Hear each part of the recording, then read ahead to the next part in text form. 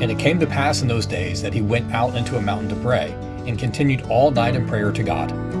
Luke 6, verse 12. If ever one of woman born might have lived without prayer, it was our spotless, perfect Lord, and yet none was ever so much in supplication as he. Such was his love to his Father that he loved much to be in communion with him. Such his love for his people that he desired to be much in intercession for them. The fact of this eminent prayerfulness of Jesus is a lesson for us. He hath given us an example that we may follow in his steps.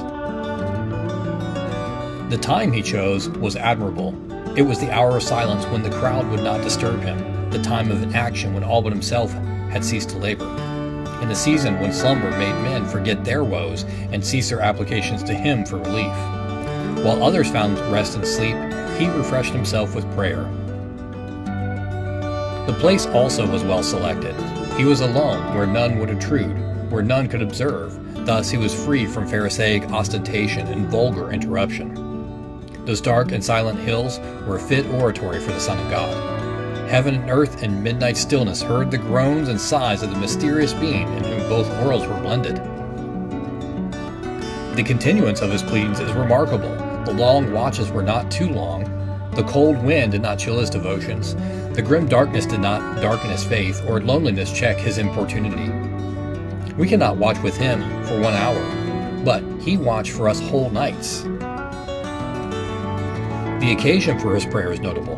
It was after his enemies had been enraged. Prayer was his refuge and solace. It was before he sent forth the 12 apostles. Prayer was the gate of his enterprise, the herald of his new work. Should we not learn from Jesus to resort to special prayer when we are under peculiar trial, or contemplate fresh endeavors for the Master's glory? Lord Jesus, teach us to pray. And it came to pass in those days that he went out into a mountain to pray, and continued all night in prayer to God. Luke 6, verse 12.